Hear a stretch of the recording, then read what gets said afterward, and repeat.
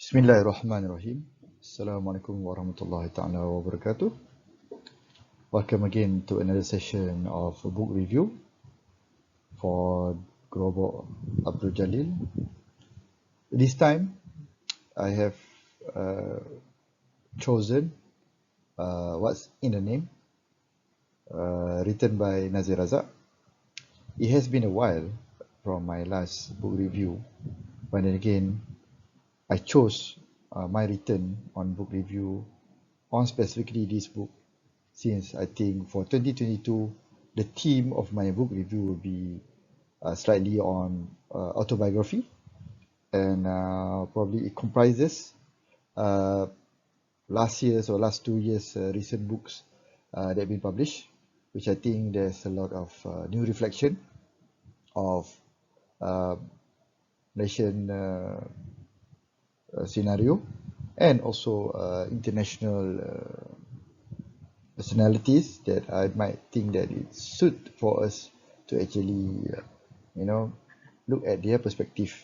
in the modern life and with the current situation that we had with pandemic. Of course, this book was published quite recently, about March 2021, and it has been a mixed review by many parties, especially those been mentioned name in the book, which I think some take it in a positive note, some take it in a very defensive mode, and some also take it in the sense that it's very revealing to a certain extent, that it talks about how the process gone through for CIMB, from a normal small merchant bank to grow into among ASEAN big players, and also how they position themselves, and how did Nazir Razak position himself in the banking environment, which I think that's far beyond than what he anticipated when he joined CIMB.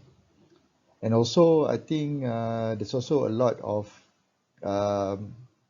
stories behind YMDB. I think it become common now that we notice that this story is actually a repetition or stories that have been told before. But then again, what interesting for me is actually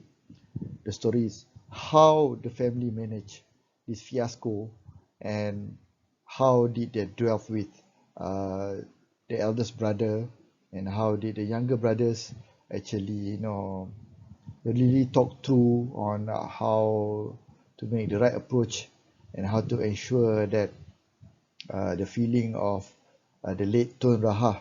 was being taken care, especially during this fiasco, and also when the family started actually to start approaching the eldest brother in making the statement of what is happening. And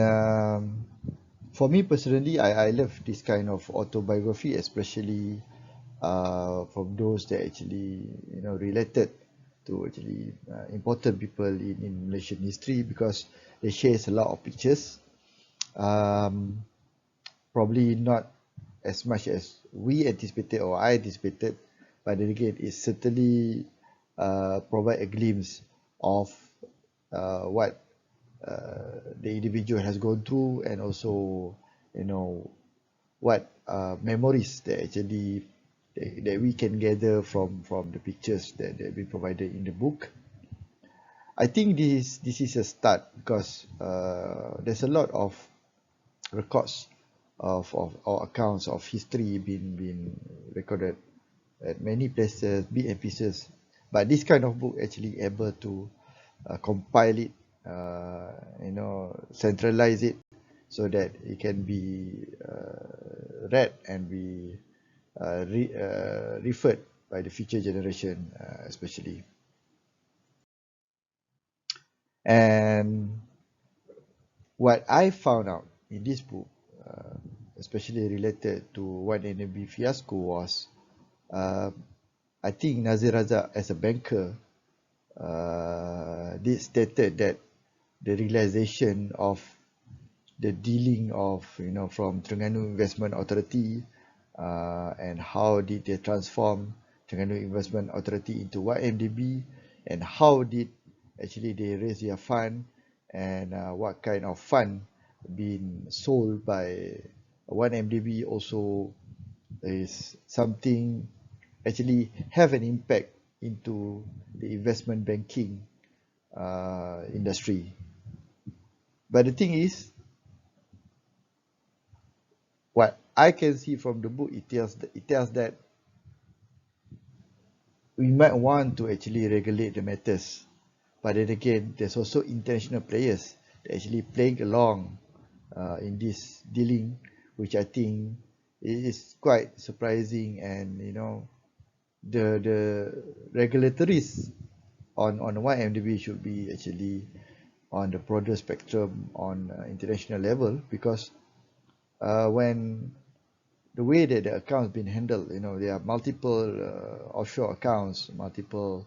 way the money being transferred from one country to another country in different accounts, actually shows that there is a lot of loopholes in investment regulatories internationally. So I think it's a good revelation um, from the point of view of an investment banker, and also from someone is very close to actually the main character of this fiasco. So please do read it, and I think, of course, there will be a lot of bias when you read it, but then I think it's also good to be very clear conscious and be objective in looking in the content, so that you can look more than what is being portrayed in the public eyes, especially talking about YMDB. Of course,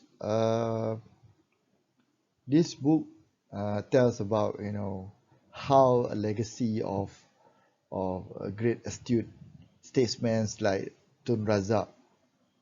been adopted by the family. And typically the reason why I choose this picture to relate to this book is because I have a personal thought that Nazir Razak should be the Prime Minister to continue Tun Razak legacy, but not the eldest brother. But I think this picture shows that the resemblance, even in the physical resemblance of Nazir Razak, shows more that actually he can be, as a person to carry the torch of his father legacy. The most important part for me of the book is actually towards the end chapter of the book, where it talks about the three-headed monster.